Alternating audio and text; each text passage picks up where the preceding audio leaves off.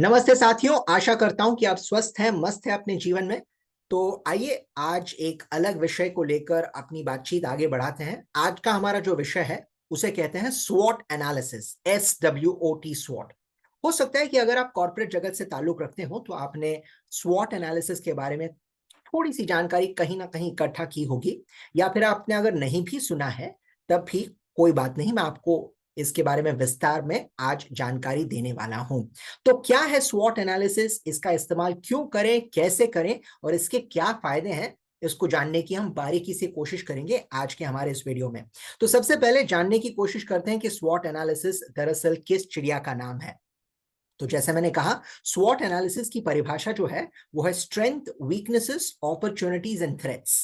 अब इनमें से हर चीज को हम थोड़ा और गहराई में जाकर टटोलते हैं ताकि हमें पता चले कि इसका इस्तेमाल कैसे कर पाए। तो सबसे पहले इसकी विस्तार पूर्वक परिभाषा है, SWOT analysis is a framework to evaluate the position of an individual or an organization in the marketplace। अब इसका सीधा सीधा मतलब ये है कि ये दरअसल एक तकनीक है ताकि कोई व्यक्ति या फिर कोई कंपनी अपने आप को बेहतर समझ पाए, अपना बेहतर मूल्यांकन कर पाए दुनिया की नजरों से। तो ये होता है स्वॉट एनालिसिस। तो इसमें चार चीजें शामिल हैं। जैसे हमने देखा, स्ट्रेंथ, स्ट्रेंथ का मतलब है हमारी जो ताकत है। दूसरे हैं वीकनेस, वीकनेस मतलब हमारी खामियां या कमजोरियां। तीसरा है अपॉर्चुनिटीज यानी आने वाले मौके, और चौथा है थ्रेट्स यानी आने वाले खतरे। अब इनमें से हर चीज को थोड़ा और गहराई में डुबकी लगाकर समझने की कोशिश करते हैं। तो इसको हम दो नजरिए से देखेंगे दोस्तों। एक तो व्यक्तिगत नजरिए से कि हम स्वॉट एनालिसिस का इस्तेमाल अपने लिए एक व्यक्तिगत तौर पर कैसे करें, और उसके बाद मैं आपको यह भी बताऊंगा कि अगर आपका कोई बिजनेस है, अगर आपका कोई व्यापार है, तो वहां पर आप स्वॉट एनालिसिस का इस्तेमाल किस तरह कर सकते हैं। तो सबसे पहले स्ट्रेंथ। स्ट्रेंथ का मतलब है जो हमारी अंदरूनी ताकत है। अब अंदरूनी ताकत का क्या मतलब है? जैसे अलग अलग लोग अलग अलग चीजों में बेहतर होते हैं। हो सकता है कि आपकी ये ताकत हो कि आप लोगों से बातचीत करने में, उनसे रिश्ते बनाने में आप बहुत माहिर हैं, तो ये आपकी ताकत हो सकती है। हो सकता है कि आपके पास कोई तकनीकी गुण है जिसकी बदौलत आप अपने काम पर महारत हासिल कर चुके हैं।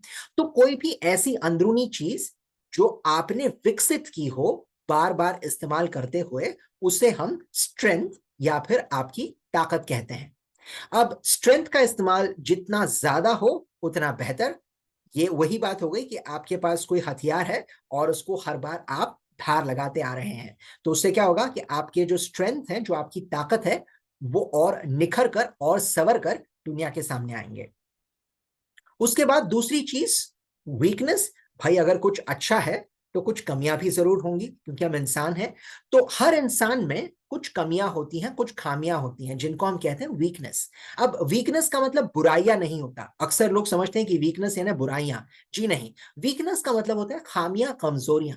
तो उदाहरण के तौर पर मान लीजिए कि अगर आपके खून में आयरन की मात्रा कम है, तो इसे हम वीकनेस कहेंगे, बुराई नहीं कहेंगे। तो इसके लिए आपको क्या करना पड़ेगा? आपको फल खाने पड़ेंगे, सब्जियां खानी पड़ेंगी, ताकि अपनी ताकत को आप सुधार सकें, बढ़ा सकें। उसी तरह से जब हम वीकनेस की बात करते हैं तो हर इंसान में कुछ ऐसे पहलू होते हैं जहां पर कमी होती है। तो आपकी ऐसी अंदरूनी चीजें जहां पर कमी है इस वक्त, उदाहरण के तौर पर कुछ लोगों में आत्मविश्वास की कमी होती है, कुछ लोगों में बेहतर सोच की कमी होती है, यानी वो अच्छी तरीके से नियोजन नहीं कर पाते। कुछ लोगों में वक्त को लेकर, यानी वक्त का नियोजन वो अच्छा नहीं कर पाते। तो अलग अलग चीजों में, अलग अलग लोगों में कुछ कमियां पाई जाती हैं। तो वो सारी चीजें जो आपको अपने लक्ष्य की ओर धकेलने की बजाय जाने से रोकती हैं, उन्हें हम कहते हैं खामियां या कमजोरियां। जबकि जो आपकी ताकत है वो आपको आपके मकसद की ओर और तेजी से बढ़ाती हैं, आपको वहां जाने से रोकती नहीं, लेकिन जो खामियां हैं वो रोकती हैं। अब एक और ध्यान देने वाली बात यह है कि जो स्ट्रेंथ और वीकनेस है, यानी आपकी जो ताकत है और खामियां जो हैं, वो अंदरूनी होती हैं, ये आपके अंदर विकसित होती हैं। लेकिन अगले दो पहलू जो मैं बताने जा रहा हूं, यानी अपॉर्चुनिटीज जिसका मतलब है मौके, और थ्रेट्स जिसका मतलब है खतरे, ये दरअसल बाहर से आती हैं। अब स्ट्रेंथ और अपॉर्चुनिटीज का बीच में मतलब है और ताल्लुक है, उसी तरह से वीकनेस और थ्रेट का भी आपस में मेलजोल है। क्या क्या मेलजोल है बताना चाहूंगा आपको। सबसे पहले तो अपॉर्चुनिटीज को थोड़ा समझते हैं। अपॉर्चुनिटीज का मतलब है आपको आने वाले मौके। मान लीजिए कि अगर आप अच्छे कम्युनिकेटर हैं, अच्छा वार्तालाप कर लेते हैं, तो उसके लिए आपके पास बहुत सारे मौके खुल सकते हैं, बहुत सारे विकल्प खुल सकते हैं। हो सकता है कि आपको प्रमोशन मिलने के मौके बढ़ जाएं, या फिर आप अपने बिजनेस में और बेहतर कर पाए। तो आपके जो स्ट्रेंथ्स है, अगर आप अपनी ताकत को बेहतर समझें, तो उससे ना सिर्फ आने वाले मौकों को आप इस्तेमाल कर पाएंगे, बल्कि आप खुद अपने लिए मौके बनाते चले जाएंगे। तो इसीलिए बहुत जरूरी होता है कि हम अपनी ताकत को समझें।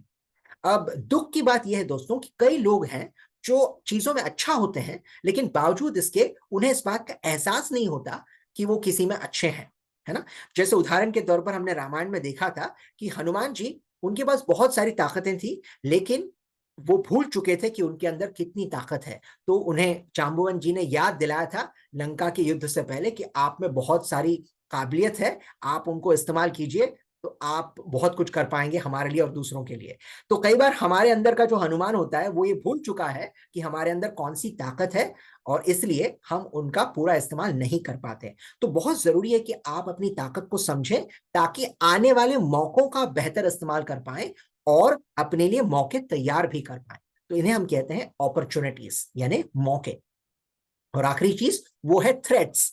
थ्रेट्स का मतलब क्या है? आने वाले खतरे। अब खतरे दो तरीके के होते हैं। एक खतरा वो होता है जो आप खुद पैदा करते हैं, जिसका सीधा सीधा ताल्लुक है वीकनेसेस के साथ।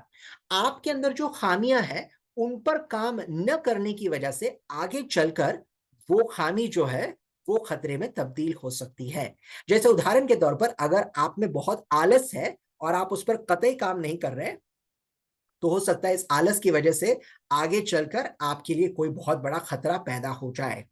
लेकिन कुछ खतरे ऐसे भी होते हैं जो बाहर से आते हैं। जैसे आज दुनिया भर में हमने देखा कोविड का खतरा मंडरा रहा था, तो कोविड का खतरा जो है ये बाहर से आता है ना। तो इस पर हमारा कोई भी जोर नहीं चलता।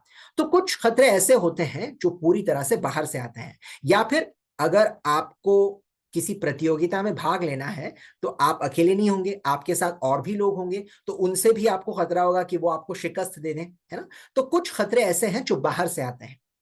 तो कहने की बात यह है कि जो ताकत है और जो खामियां हैं वो अंदरूनी होती हैं, लेकिन जहां पर मौके और खतरों की बात होती है, ज्यादातर ज्यादातर बार ये बाहर से आते हैं। लेकिन इनको परखना, इनको समझना बेहद जरूरी है हमारे लिए।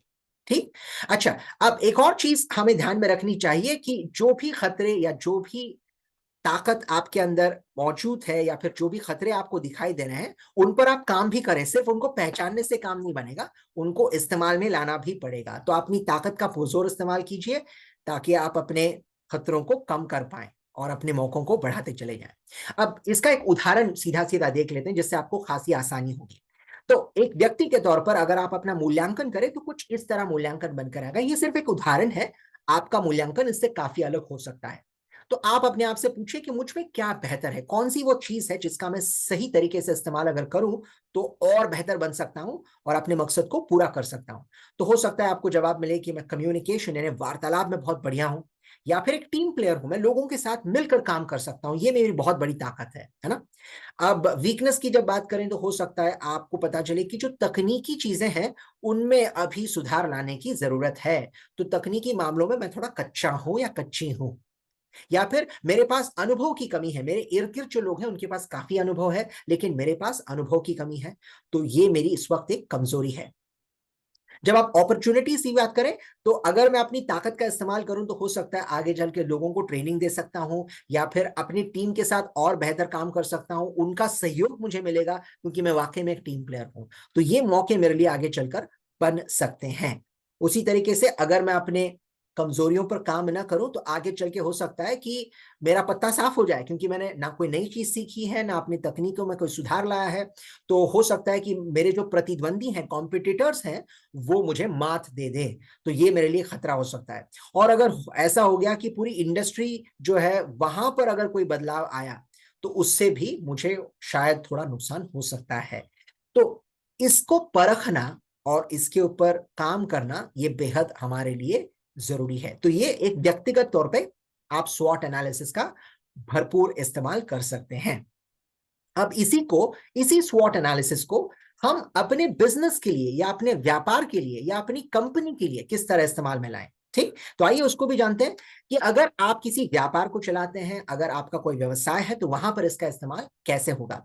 फिर से वही 4 हिस्से, strength, weaknesses, opportunities and threats. लेकिन यहां पर जो सवाल आप पूछते हैं थोड़ा सा इसमें तब्दीली आती है। तो पहला जो सवाल है आपने अपने आप से पूछना है स्ट्रेंथ को लेकर, जो मददगार है आपके लिए, इसीलिए हमने उसे हेल्पफुल कहा है, कि हम कौन सी चीज है जो सबसे बढ़िया करते हैं, जो शायद दूसरे कर नहीं पाते या कर नहीं सकते। उदाहरण के तौर पर हम बढ़िया से बढ़िया क्वालिटी या दर्जेदार जो चीजें हैं उन्हें दुनिया को पहुंचाने का काम करते हैं। तो हमारी क्वालिटी जो है दूसरों के मुकाबले बहुत आगे है। हो सकता है ये आपकी सबसे बड़ी ताकत हो, है ना।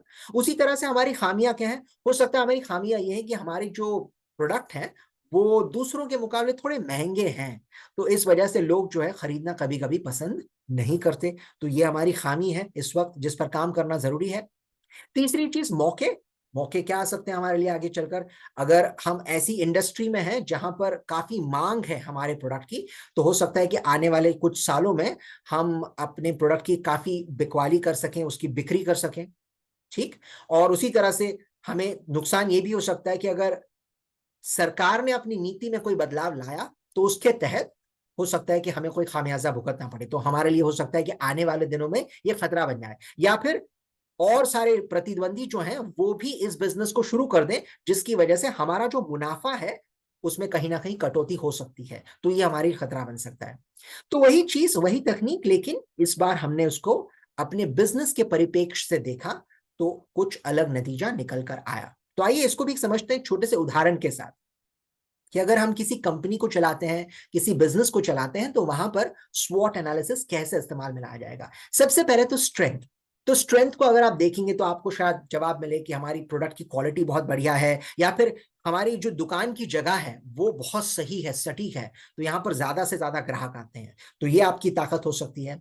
High cost. हाई कॉस्ट का मतलब है थोड़े महंगे हैं, हमारी जो चीजें हैं वो दूसरों के मुकाबले थोड़ी महंगी हैं, तो लोग इसीलिए कभी कभी कतराते हैं। या फिर अक्सर हमने देखा है कि हमारे जो मजदूर हैं उनके बीच कोई अनबन होती है, लेबर प्रॉब्लम है, तो इसको लेकर हमें काफी तकलीफ होती है, तो ये सारे हमारे वीकनेसेस बन जाएंगे। मौके हमारे लिए क्या तैयार हो सकते हैं, हम ऐसी इंडस्ट्री में हैं जहां पर आने वाले वर्षों में अंदाजा लगाया गया है कि यहाँ पर बढ़ोतरी होती रहेगी, तो हमारे लिए अच्छी बात है, तो इससे हमारे लिए बहुत सारे मौके बनेंगे, मांग जो है वो हर वक्त बढ़ती रहेगी। और उसी प्रकार जैसे मैंने आपसे कहा कि अगर प्रतिद्वंदी ज्यादा आ गए, मुनाफा कट सकता है, या फिर सरकार की अगर कोई नीति बदल गई तो उससे भी खासा नुकसान हो सकता है। तो इस प्रकार हम स्वॉट एनालिसिस का इस्तेमाल अपने व्यापार, अपने बिजनेस के लिए भी जरूर कर सकते हैं। अब ये सारी बातें तो हो गई, लेकिन अक्सर एक सवाल आता है लोगों के जहन में कि स्वॉट एनालिसिस को वाकई में इस्तेमाल में कैसे लाएं।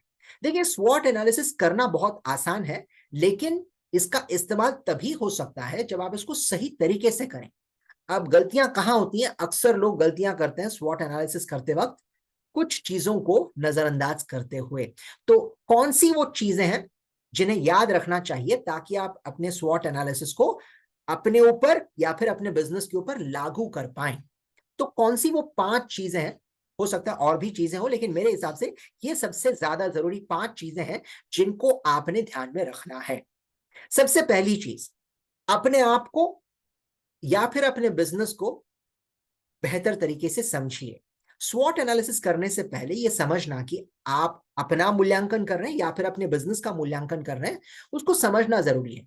कई बार हम अपने बिजनेस को सही तरीके से नहीं जान पाते। मैं आपको बताना चाहूंगा, अक्सर जब मैं प्रशिक्षण शिविर में होता हूं और इस तरह की ट्रेनिंग क्लासेस करता हूं, तो कई बार मैंने देखा है कि कंपनियों में काम करने वाले लोग जो होते हैं उन्हें अपने बिजनेस के बारे में ज्यादा जानकारी नहीं होती, क्योंकि वो अपने कंपनी में एक छोटे से डिपार्टमेंट में कार्यरत होते हैं और उनकी जो ज्ञान की चीजें हैं वहीं तक सीमित रहती हैं। तो ऐसा कतई ना होने पाए, आपको अपने बिजनेस के बारे में मालूमात होना बहुत जरूरी है ताकि आप बेहतर स्वॉट कर पाए।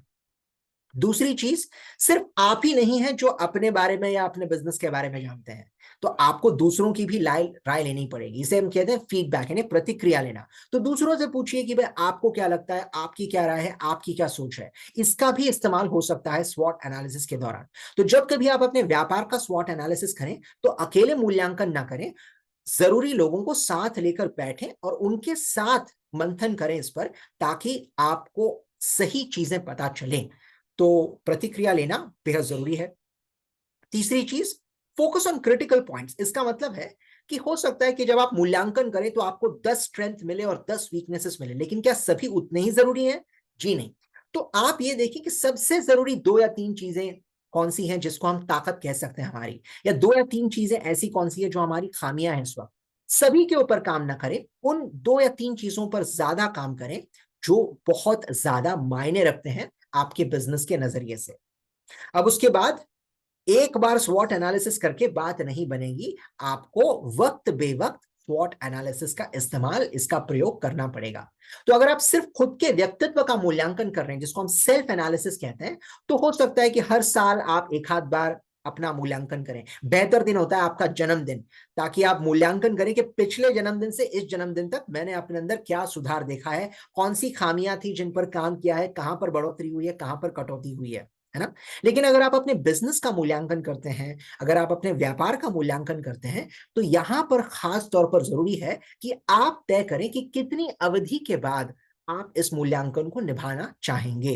हो सकता है आप इसको हर 2 साल में करना चाहें, हर 5 साल में करना चाहें। अब ये क्यों जरूरी है? क्योंकि आपकी जो ताकतें हैं और आपकी जो कमजोरियां हैं, उसमें कहीं ना कहीं थोड़ा सा बदलाव आते रहेगा।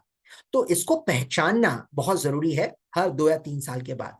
तो जहां तक मुमकिन है हर 2 या 3 साल के बाद कम से कम एक बार बैठकर ठंडे दिमाग से अपने लोगों के साथ इस पर मंथन करें, विचार करें कि आज भी हमारी क्या वही ताकत है जो पहले थी, आज भी क्या वही कमजोरियां हैं जो पहले थी, वगैरह वगैरह। तो इसको लगातार निरंतर करना कुछ अवधि के बाद बहुत जरूरी है। और आखिरी चीज जिसको हम कहते हैं कैपिटलाइज ऑन योर स्ट्रेंथ्स। अब इसका क्या मतलब है? व्यक्ति हो या फिर बिजनेस, हर किसी में अच्छाइयां भी होती हैं और खामियां भी होती हैं, ताकत भी होती है, कमजोरियां भी होती हैं। लेकिन अक्सर लोगों का रवैया ये होता है कि हम कमजोरियों पर ज्यादा ध्यान केंद्रित करते हैं कि अरे बाप रे ये कमजोरी है, अरे बाप रे ये नहीं है, ये नहीं है। तो उन पर ध्यान देना जरूरी है, मैं ये नहीं कहता कि उसे नजरअंदाज करें, लेकिन थोड़ा सा ज्यादा ध्यान दें उन चीजों पर जहां पर आपकी ताकत है। जो आपकी ताकत है वो आपकी अंदरूनी ताकत है, इसको और मजबूत बनाएं, इसको और निखारें। ये वही बात हो गई कि अपने पास जो हथियार है उस हथियार को धार लगाना बहुत जरूरी है। वरना क्या होगा? वरना आप अपनी ताकत को भूल बैठेंगे हनुमान जी की तरह, है ना। तो उसको बार बार इस्तेमाल में लाना बहुत जरूरी है। तो कैसे इस्तेमाल में लाएंगे? जितना ताकत, जितनी सोच, जितना पैसा आप खर्च करते हैं, ज्यादातर उसे खर्च कीजिए अपने स्ट्रेंथ्स यानी अपनी ताकतों को बढ़ाने के लिए, और कम खर्च कीजिए अपनी कमजोरियों को कम करने के लिए।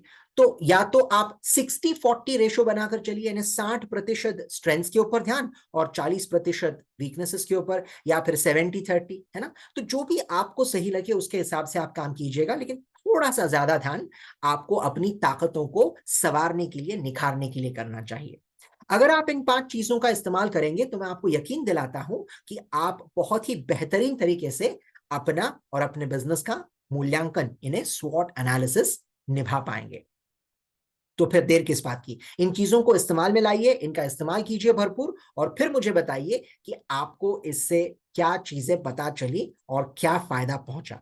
तो मैं बेकरार हूं आपकी बातें सुनने के लिए। अगर इसके ताल्लुक में कोई सवाल है आपके जहन में तो जरूर पूछिएगा, और मैं आपके सवालों के जवाब देने की पूरी पूरी कोशिश करूंगा। तो मेरी बातें ध्यान से सुनने के लिए और इस नई चीज को, इस नई तकनीक को अपनाने के लिए आपका बहुत बहुत धन्यवाद। दोबारा मुलाकात होगी बहुत जल्द किसी और वीडियो में, किसी और विषय को लेकर। तब तक अपना और अपने परिवार के लोगों का ध्यान रखिएगा। धन्यवाद।